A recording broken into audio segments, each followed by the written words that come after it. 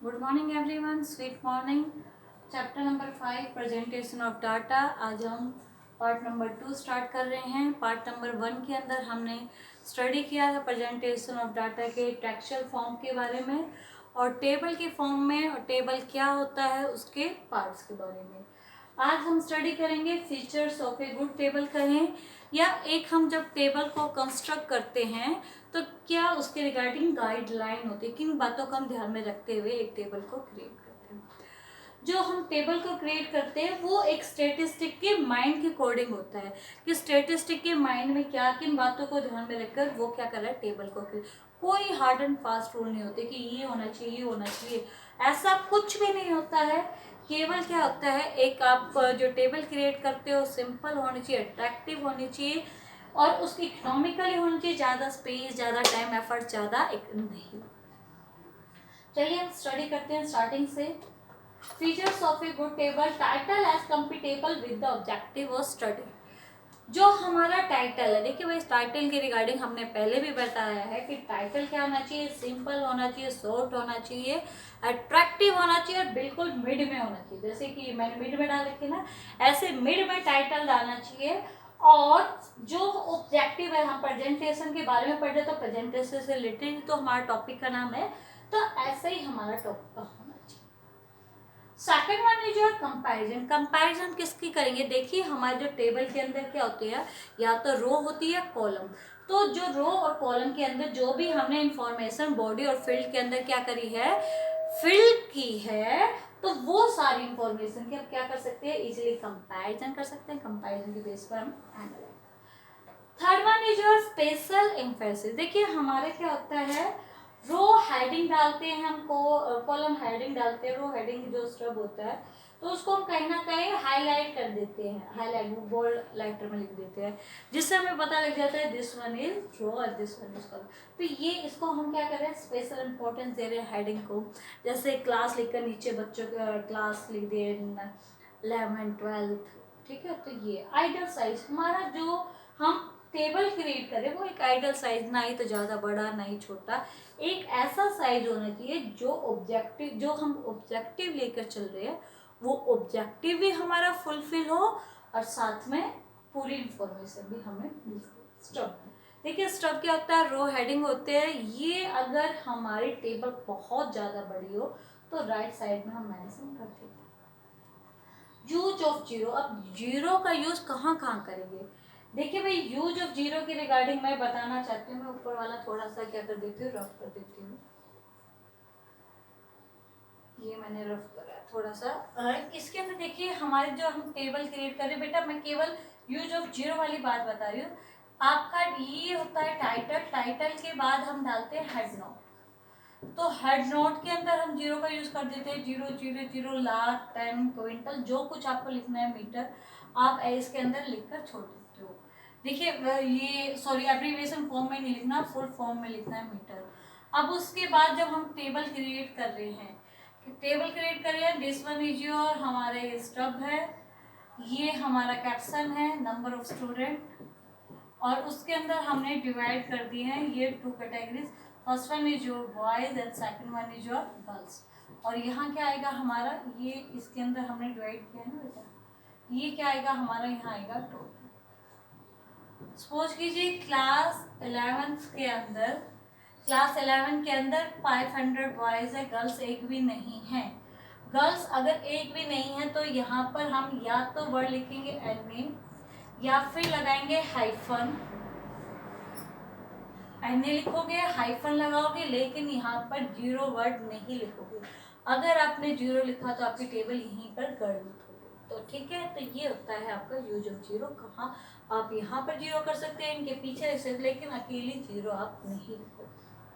Heading, आपकी heading देखिए भाई टाइटल है, हेडिंग है वो बिल्कुल उस टॉपिक के रिलेटेड उसके बारे में पूरी मेंशन करने वाली होनी चाहिए। एब्रीविएशन, एब्रीविएशन मीन्स मतलब कि शॉर्ट फॉर्म के अंदर आप कोई भी डाटा मेंशन नहीं करोगे। जैसे गवर्नमेंट को GOVT लिख देते हैं, ऐसा नहीं लिखना है, आपको पूरा ही गवर्नमेंट लिखना होगा, शॉर्ट फॉर्म में नहीं लिखना। एब्रीविएशन का यूज, फुट नोट, बेटा फुट नोट अगर आपको रिक्वायरमेंट है तो आप फुट नोट के बारे में लिखोगे, नीडेड है आप उसके ऐसे स्ट्रिक्ट मार्क लगा रखा है।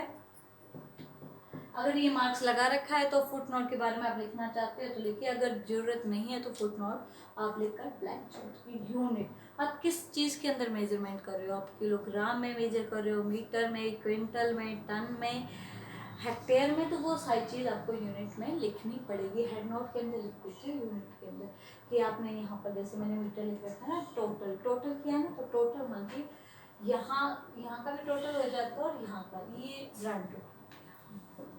परसेंटेज और रेशो कई बार क्या कर लेते हैं हम साथ के साथ दोनों चीज़ों में, जैसे कि क्लास यहाँ पर हम क्या कर लेते हैं, दो कैटेगरीज में डिवाइड कर देते हैं, क्लास स्टूडेंट और परसेंटेज ऑफ स्टूडेंट, ठीक है ना। तो ये क्या हो जाता है, इससे भी हम इजीली से क्या कर पाते हैं, एनालाइज कर पाते हैं। परसेंटेज कितना है, टोटल अगर आपके 1000 है और उसमें टोटल स्टूडेंट 1000 है तो परसेंटेज कितने, क्लास 11 में 50% बच्चे हैं। 1000 अगर टोटल है तो 1000 अगर टोटल तब की बात करें 50% 100 ये टोटल हो गया।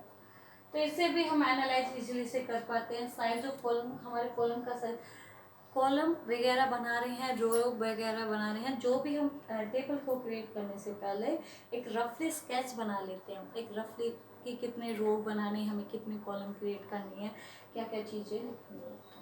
हमारे जो फीचर्स है उसके अंदर जो भी हम टेबल क्रिएट करें बिल्कुल सिंपल होनी चाहिए, डिजाइन वगैरह नहीं होना चाहिए, बिल्कुल सिंपल, इकोनॉमिकल, स्पेस के अकॉर्डिंग भी, टाइम के अकॉर्डिंग, एफर्ट्स के अकॉर्डिंग एंड अट्रैक्टिव, कि देखते ही जिस पर्सन को उसके बारे में नॉलेज नहीं, वो टेबल को देखकर एग्जैक्टली में समझ जाए कि इस टेबल के अंदर क्या क्या चीज़ें मेंशन कर रखी है, किसके बारे में ये बता रही है। क्लियर, ये तो थी हमारी फीचर्स है या कंस्ट्रक्शन गाइडलाइन है, जब हम एक टेबल को क्रिएट करते वक्त हमें क्या करना पड़ता है, ध्यान में रखना पड़ता है।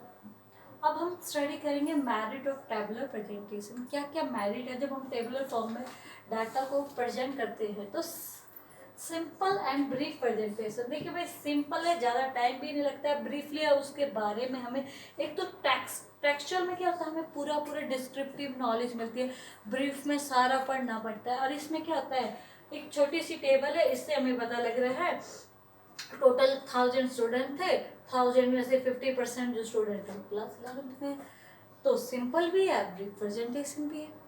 सेकंड वन ये जो है फैसिलिटेट कंपैरिजन कर सकते हैं, जैसे कि क्लास 11 के अलावा हम क्लास 10th और क्लास 12th कर देते हैं, तो क्लास ऑफ 3, तो हमारे 10th के अंदर क्या है, सपोज कि ये 200 है और 12th के अंदर 300 है, तो ये 20% 30%, तो हम इजीली से क्या कर सकते हैं, फैसिलिटेट कंपैरिजन कर सकते हैं। सबसे ज़्यादा 11th में है, सेकंड नंबर पर 12th और सबसे कम 10th में है। कंपैरिजन होगी, इसलिए एनालाइज होगा।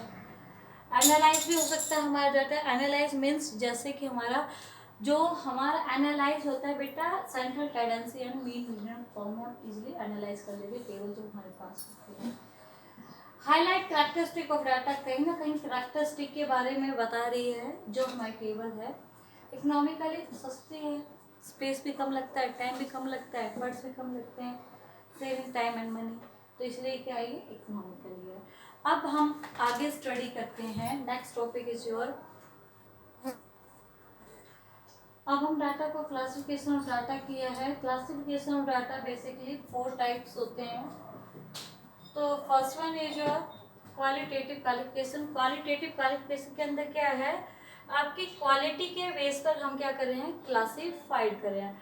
क्वालिटी मीन्स जिसके अंदर क्वालिटी एट्रीब्यूट के बारे में बात कर रहे हैं, जैसे कि आपकी क्या है, आईक्यू लेवल की बात करें, ब्यूटी की बात करें या स्किल की बात करें, तो वो सारी क्या होती है, हमारी क्वालिटी होती है, जो हम क्या करते हैं, जिसके अंदर हम क्वालिटी के बेस पे क्लासिफाइड करते हैं। जैसे कि अब हम क्या कर रहे हैं, टेबल क्रिएट कर रहे हैं, qualitative classification of tabular presentation.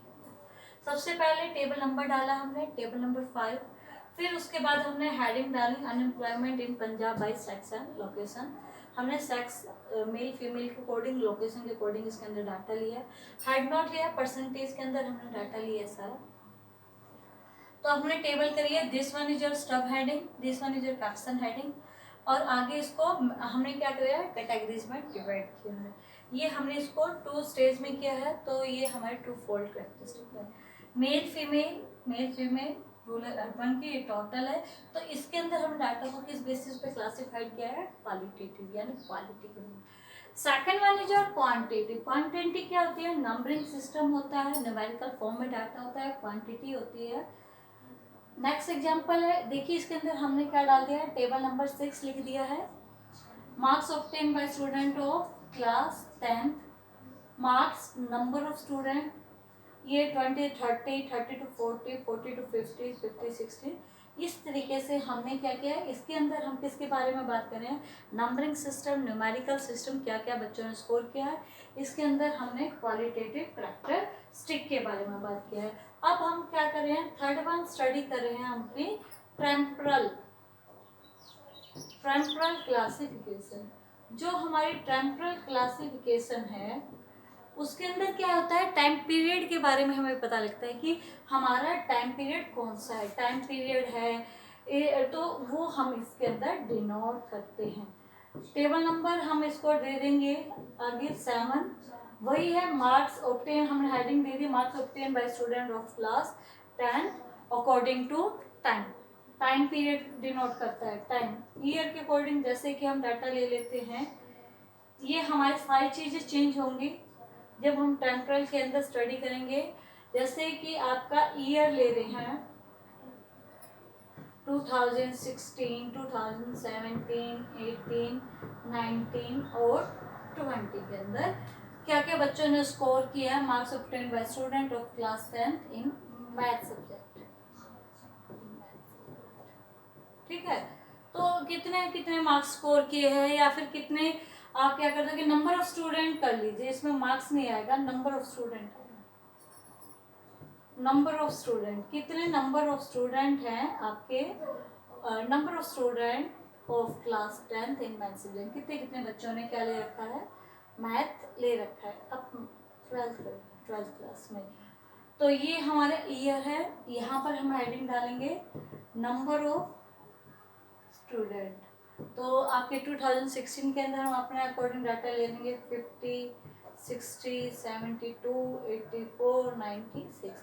तो इस तरीके से हम क्या कर सकते हैं, इजीली से एनालाइज भी कर सकते हैं, कंपैरिजन भी कर सकते हैं कि किस ईयर डाटा, किस year number of student maths जो सब्जेक्ट लेती किस साल ज़्यादा है और किस साल कम है। ये तो था हमारा टेम्परल क्लासिफिकेशन, जिसके अंदर क्या होता है, टाइम पीरियड के बारे में हम क्या करते हैं, बात करते हैं।